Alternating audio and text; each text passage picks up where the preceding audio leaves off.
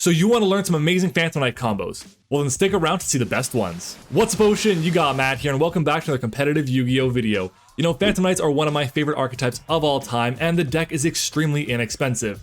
But there are a ton of weird and interesting combo lines that you just have to know before picking up this deck. So in this video, I'm going to show you 3 amazing Phantom Knight combos, and we'll also do some test hands as well. So if you're excited for the video, then make sure to smash the like button because at 100 likes, we bring you some amazing Phantom Knights duels against some of the best meta decks. Also, if you guys enjoy deck profiles, combos, meta discussions, and competitive Yu-Gi-Oh videos in general, you're going to love this channel. So make sure to subscribe and help us reach our end of year goal of 2,000 subscribers. Now with that being said, here's the ultimate Phantom Knight combo guide for the October 2023 competitive Yu-Gi-Oh format. Let's jump into it. Okay, so we're back and I have 3 combos to show you guys today. The first one is going to be Torrent Scales plus 2 level 3 extenders and a discard. The second one is going to be any way to get 3 level 3s on the field, including a dark monster. Then we have any Phantom Knight monster plus Kagemusha Knight or any other level 3 extender and a discard. So these are the combos here. I do want to point out we are playing 47 cards. A lot of people ask in my deck profile why I play so many cards. And if you want to see the deck profile, it'll be up there at the top left of your screen or top right of your screen. Well, I play 13 going second cards, 4 of which are level 3s, and I play talents as well, which can help to get 2 level 3 extenders, and I play 31 cards that are actual level 3s or ways to get 2 level 3s. So with the 47 cards, it's basically over an 80% chance for me to get to 2 to 4 extenders plus 1 to 3 hand traps, which makes sense based on what we have over here. So we're going to start off with the combo on the left over here. I'm pretty excited for it because it's not a bad combo at all. It is pretty resource intensive, so we're going to go ahead and just get on started. Okay, so for this combo, we're going to start off with normal summoning our Torrent Scales, which we'll put over here. It doesn't really matter where you put this. We're going to special out our Kagemusha Knight. We're going to activate Emergency Teleport, which will get us from our deck our copy of Psychic Wielder. We're then going to link summon these 2 level 3s away into our copy of Cherubini. Cherubini's effect will activate for cost. It allows us to send our copy of Water Enchantress targeting itself, and I'll give it a boost of 1500 attack. We're then going to banish the Water Enchantress to add directly from our hand our copy of Rite of Aramesir. We're going to activate the Rite of Aramesir, giving us a adventure token and also activating directly our Fateful Adventure. Then we're going to go ahead and activate the Fateful Adventure, adding our copy of Griffin Rider, discarding our extra card here. We're then going to go ahead and special out our copy of the Griffin Rider, which will trigger our Fateful Adventure to be able to add us our copy of Draco back to hand.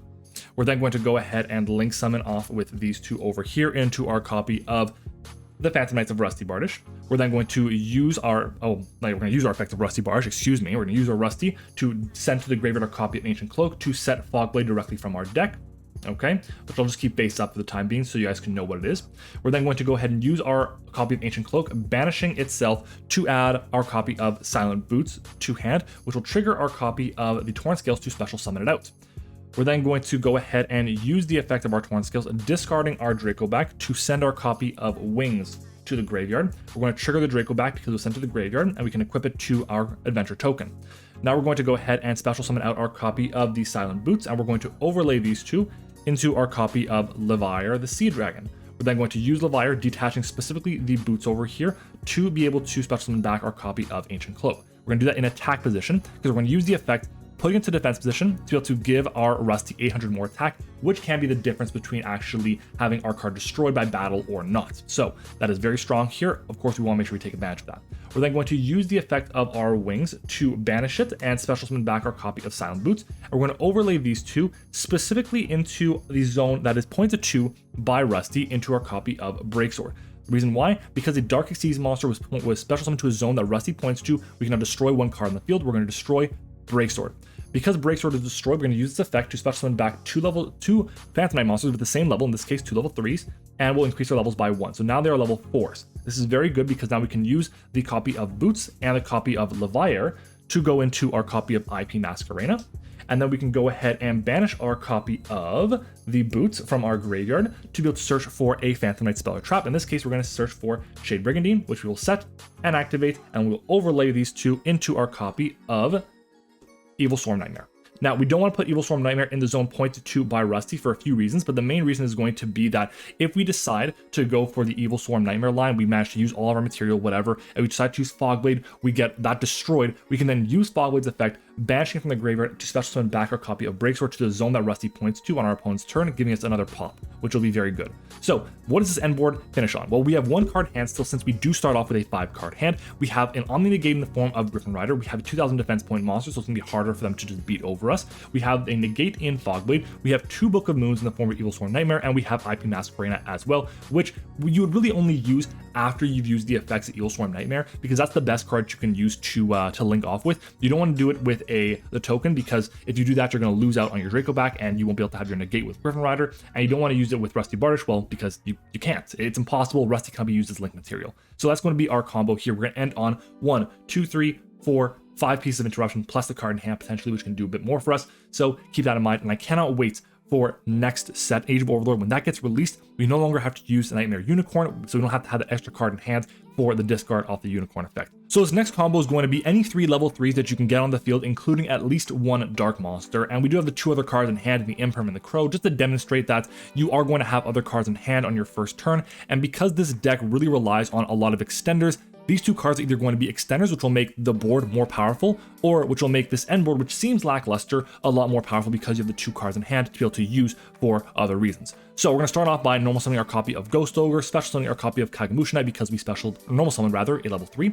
We're going to special out our copy of Psychic Wielder, and we're going to link off the 2 non-dark ones, specifically into our copy of Cherubini. Cherubini's effect is going to activate, sending for a cost a copy of Phantom Knight's Silent Boots, targeting itself to give it a boost. We're then going to go ahead and link off these 2 over here into our copy of Rusty.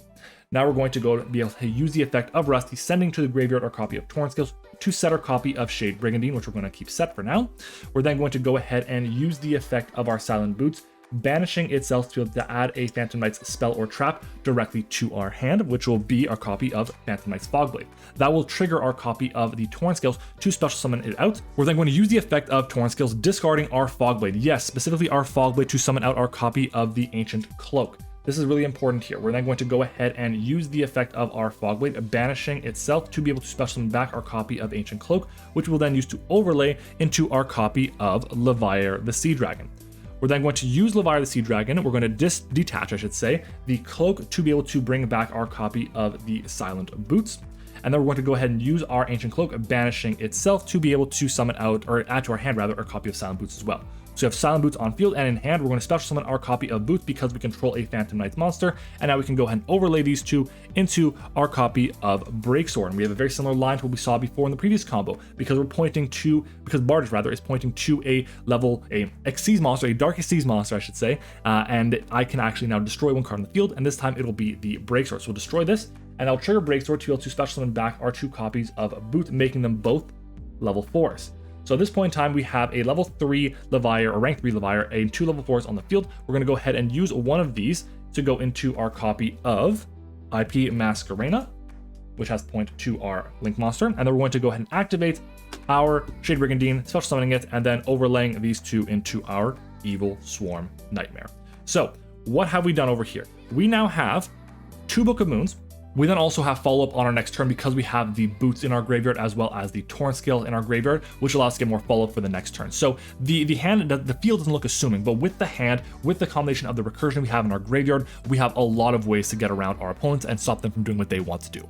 So for our last combo, I'm going to show you what happens if you open up with 1 Phantom Knight's monster, 1 extender, and then you have 3 random cards here. As long as they're not trap cards, this combo should be perfectly fine. I don't think they should all be trap cards. It'd be very, very unlikely. But I do want to say that this combo here is possible to happen. It is possible to open up with only 2 of your Phantom Knights extenders or a level 3 extender, so you want to make sure you have a way to get to a formidable end board, and that's what we're going to do today. So we're going to start off by normal summoning our copy of Silent Boots. Never what you want to do, but you have to. That allows us to special summon our copy of the Kagemusha Knight. We're then going to use these 2 to link summon into our copy of the Cherubini. Cherubini's effect is going to activate, allowing us to send for cost our copy of Torn Scales, targeting itself to give it a boost of 600 attack.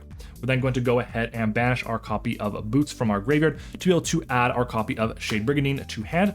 which will also allow us to special summon out our copy of the Torn Scales.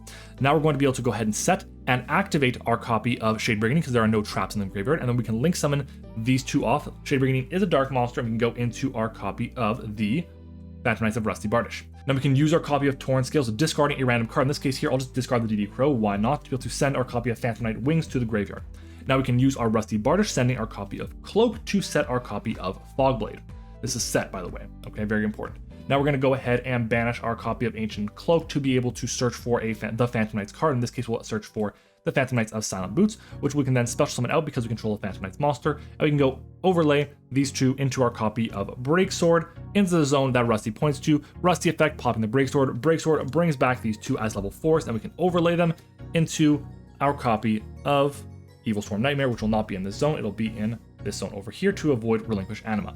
So what did we do with this combo? Again, it doesn't seem very imposing, but we have 2 interruptions in our hand still. We do have, if this is like triple tactic talents, by the way, that's also really good because if your opponent's going to try and interrupt you at any point in time, you have that. And if they don't, well, then you can just discard it right away off the effect of your Torn Scale.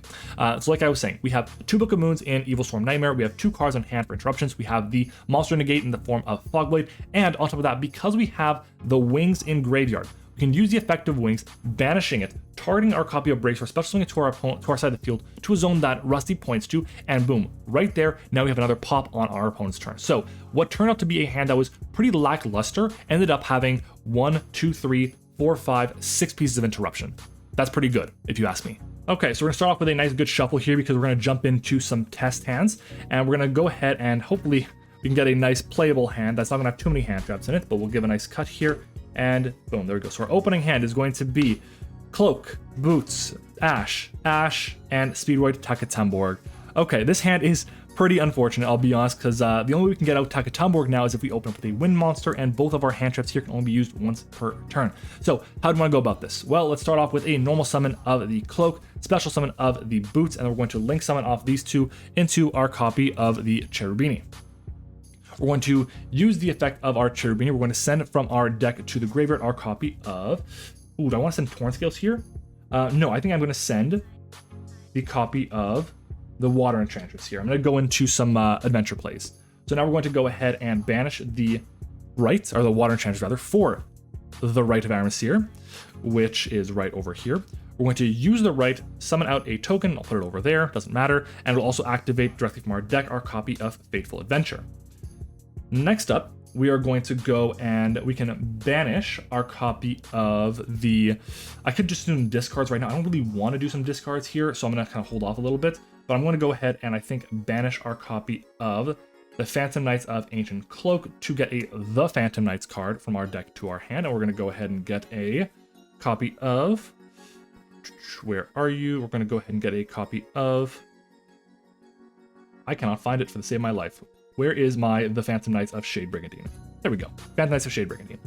Now we're going to go ahead and set our Shade Brigandine, activating it, because we have no traps engraved, special summon it. That'll trigger our Fateful Adventure to get us our copy of our Draco back. So we're going to go ahead and grab the Draco back, which will allow us to then have discard fodder when we activate our Fateful Adventure now to search for our Wandering Griffin Rider. Now we're going to discard our copy of Draco back, which we will then immediately use to equip to our token.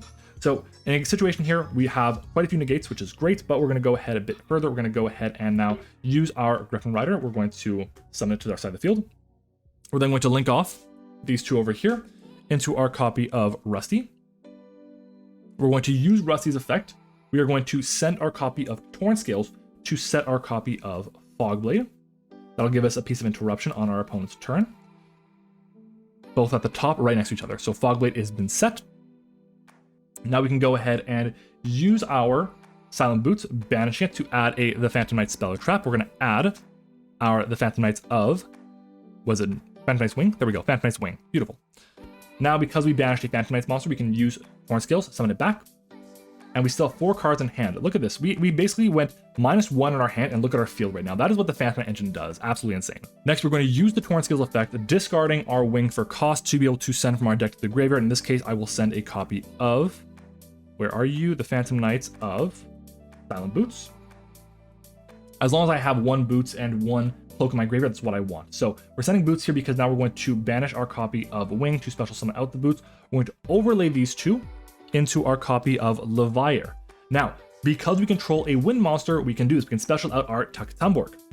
Now we're going to be able to use the effect of Levier, detaching our copy of Boots to target our copy of Cloak and bring that back. Now we're going to overlay our Tuck-Tumborg and our copy of the Cloak into our Break Sword. We are pointed to a zone that, Shade Brigandine. Rusty Bardish is pointing to a zone that a Dark Xyz monster was summoned to, so we can use Rusty's effect, popping it, and special summoning back 2 Phantom Knights with the same level. So we're going to summon back Ancient Cloak and Silent Boots and make them level 4s. So these are level 4s now, which can then overlay these two.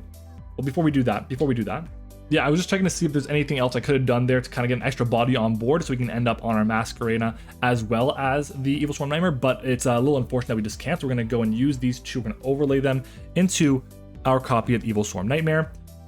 Or what we could have done, it depends on your preference, we can do this, or we can use these two over here to go into our copy of the IP.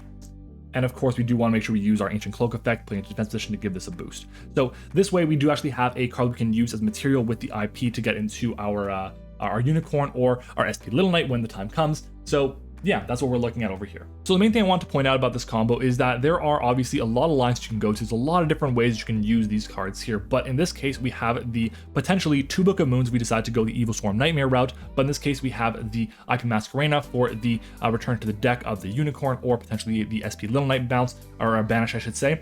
We have our Fog Blade as well. We have an Omni Negate in Wandering Griffin Rider, and we have 2 copies of Ash Blossom here, only one of which can be used on our opponent's turn. So that's great, but we also have recursion, because when we use our IP effect, the Cloak will go to the graveyard, and that means we'll have Cloak and Torn Scales and Silent Boots all in our graveyard, which is very, very good for recursion plays and to just make sure we get our engine going again next turn. All right, and that's it. That's going to be our combo guide for the Phantom Knights deck for October 2023. If there are other combos you guys want to see, make sure to let me know down in the comments below. If you have combos that you really like to use, make sure to let them know. I just can't post every single combo in the world in one video. It would just be way too long. If you guys want to see some actual duels with this deck, then make sure to leave a like on the video, because at 100 likes, I will bring you some duels with this deck. And of course, make sure to subscribe to the channel as well to help us reach our end of year goal of 2,000 subscribers. And just so you know, only about 6% of you guys who watch my videos are subbed to the channel. So if you've been enjoying the content so far, we're going 3 days a week. Make sure to subscribe. Thanks for watching, everyone. I hope you enjoyed it, and I'll see you all next time.